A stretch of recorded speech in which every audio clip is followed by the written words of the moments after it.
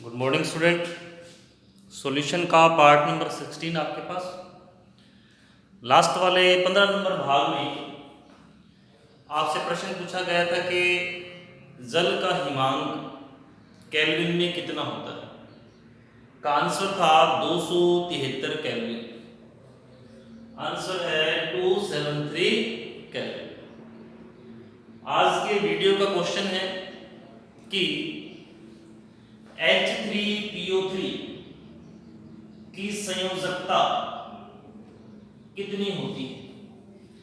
आज के वीडियो का क्वेश्चन है कि H3PO4 की संयोजकता कितनी होती है।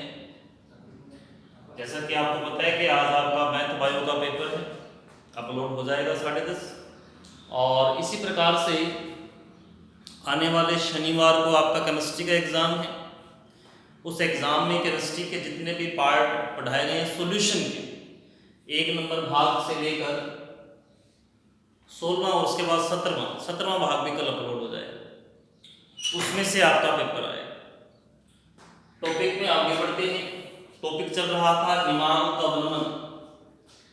कल अपने बात कर चुके थे कि हिमांक अवनमन डेल टी एफ किसके बराबर था, टी एफ माइनस टी। हिमांक अवनमन क्या था, डेल टी एफ बराबर टी एफ माइनस टी। अपने इसमें बताया था कि जब विलायक में विलय मिलाया जाता है, विलायक में क्या मिलाते हैं, विलय, तब हिमांक में कमी आती है। विलायक में विलय मिलाने से हिमांक में कमी आती है। इस घटना को क्या कहते हैं, हिमांक अवनमन delta F, T F minus T. अपने सिद्ध करना चाहते हैं कि हिमांक अवनमन एक अनुसंख्यक गुणधर्म है। यह एक अनुसंख्यक गुणधर्म है।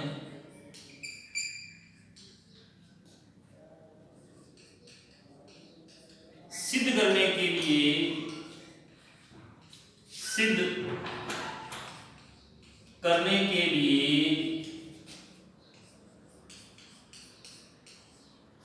3 घटक, 3 घटक कौन कौन से थे, विलायक,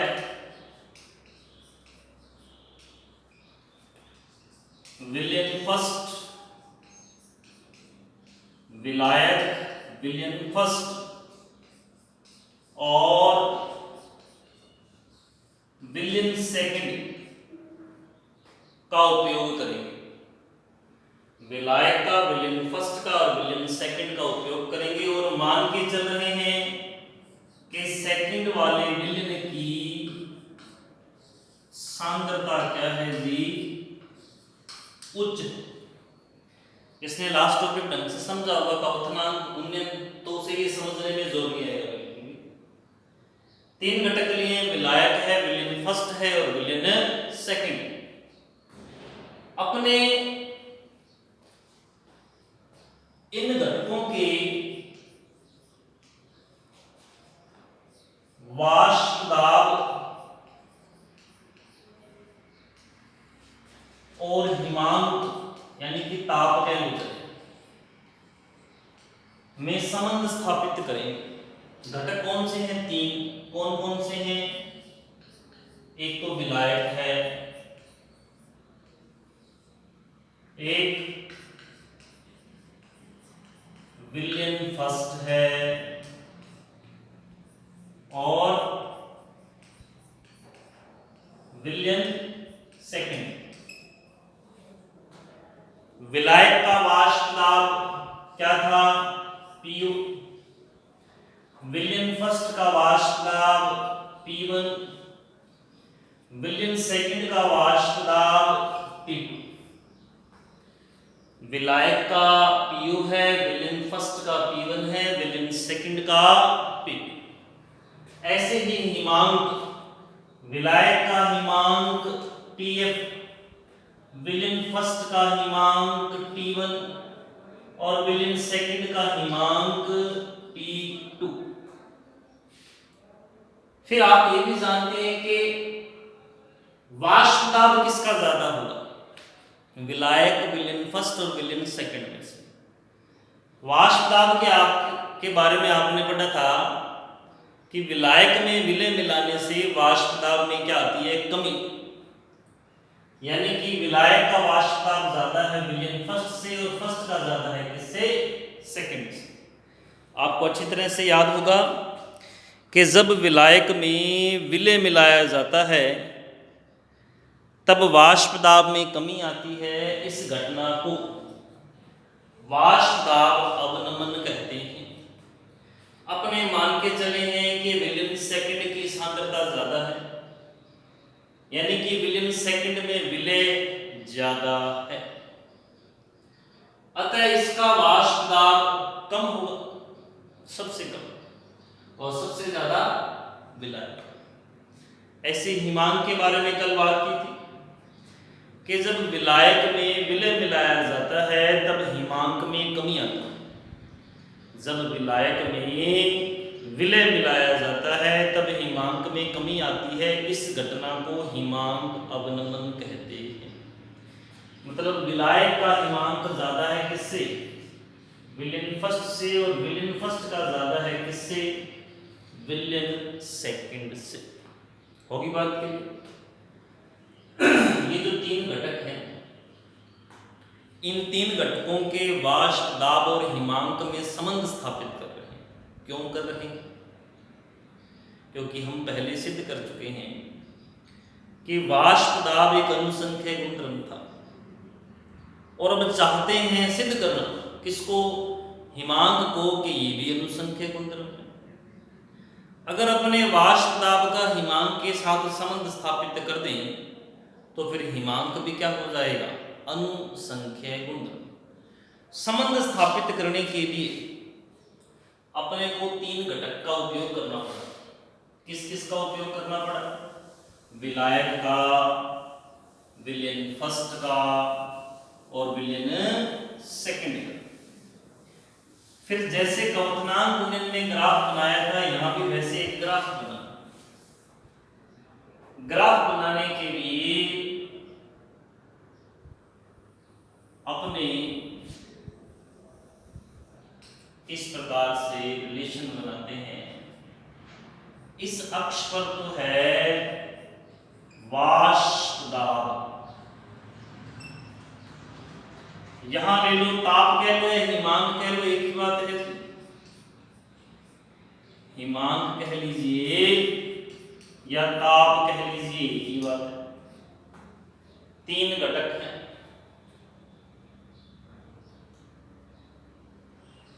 एक,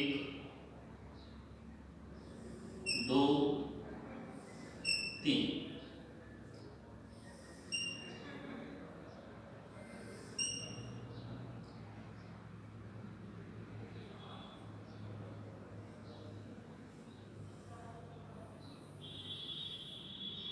इस प्रकार से आपने ग्राफ बनाना है। ये तीन घटक लिए, एक, दो, तीन ग्राफ। अब इनको बढ़ाते हैं। इस पॉइंट को इधर बढ़ा दिया। ग्राफ याद करना है, इसको इधर नीचे बढ़ा लिया।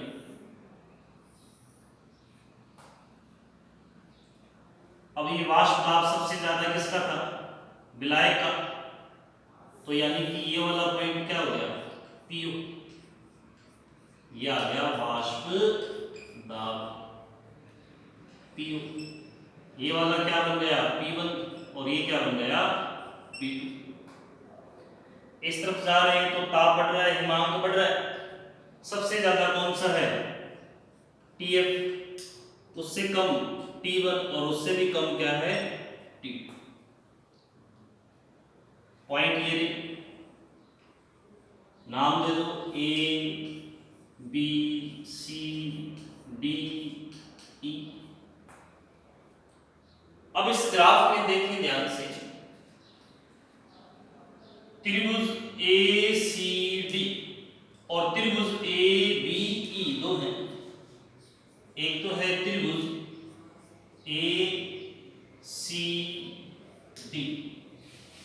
ACD और कौन सा है त्रिभुज ABE। ये दो त्रिभुज हैं, दोनों समरूप हैं। कैसे हैं? समरूप त्रिभुज हैं। और समरूप त्रिभुज की क्या विशेषता बताई थी कि इनकी आसन भुजाओं का अनुपात क्या होता है जी? बराबर। ध्यान से देखें इस ग्राफ को, समझ लें। इस तरफ वाष्प दाब बढ़ रहा है, इस तरफ हिमांक। दो त्रिभुज ले लिए, दोनों त्रिभुज कैसे हैं? समरूप।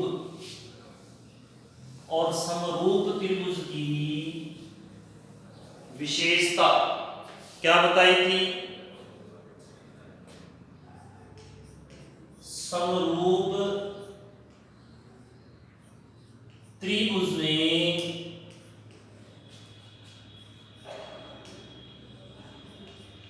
आसन भुजाओं का अनुपात, आसन भुजाओं का अनुपात बराबर होता है। त्रिभुज है ACD, दिख रहा है? ये रहा,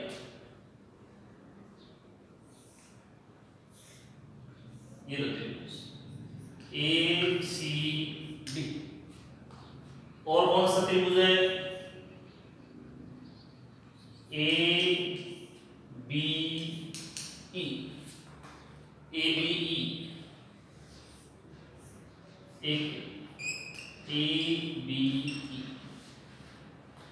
आसन भुजा। देखो ये बड़ी भुजा AC, छोटी भुजा EB।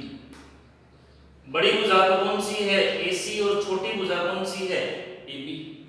ऐसे इस लाइन को टच करते हुए, इसको टच करते हुए बड़ी भुजा छोटी भुजा, इसको टच करते हुए बड़ी भुजा CD और छोटी भुजा B।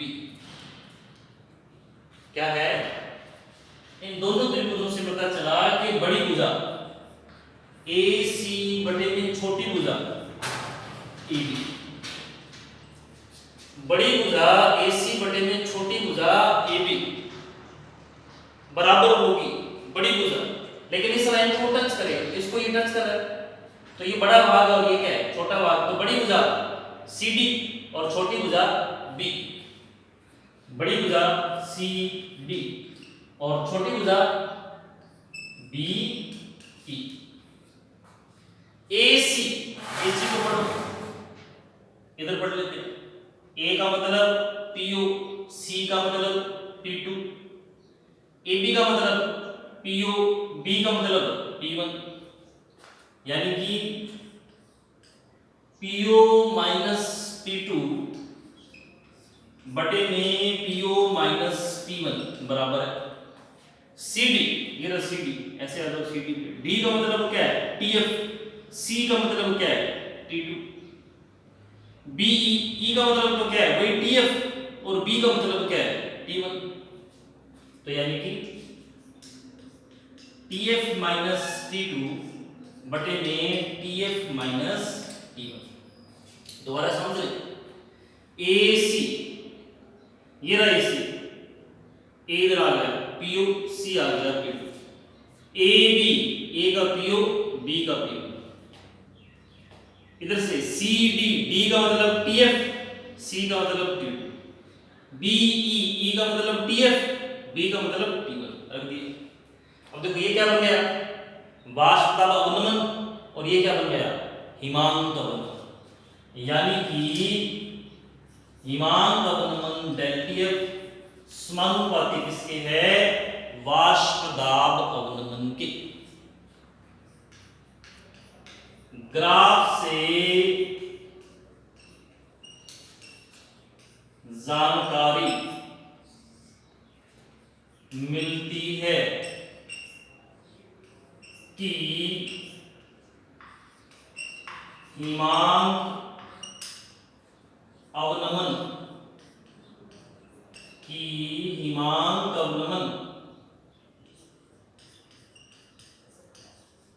वाष्प दाब अवनमन के समानुपाती है। ग्राफ से जानकारी मिलती है कि हिमांक अवनमन वाष्प दाब अवनमन के समानुपाती। अगले वीडियो में पढ़ेंगे। शनिवार को दोबारा बता रहे हैं, सॉल्यूशन का पेपर है, सभी भाग इसके। आज की वीडियो का क्वेश्चन है कि H3PO4 की संयोजकता कितनी होती है। धन्यवाद।